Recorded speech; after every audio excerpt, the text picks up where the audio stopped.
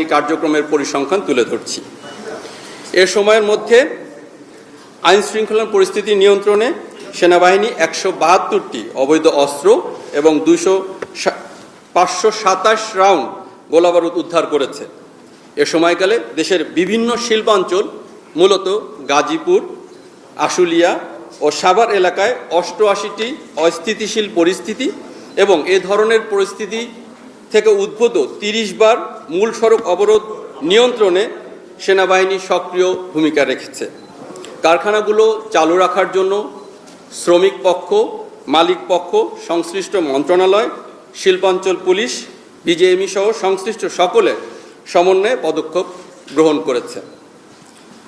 ফলশ্রুতিতে বর্তমানে 2097টি গার্মেন্টস কারখানার মধ্যে গুটি কয়েক কারখানা, যেমন বেক্সিমকো গ্রুপ, সাউদার্ন লিমিটেড,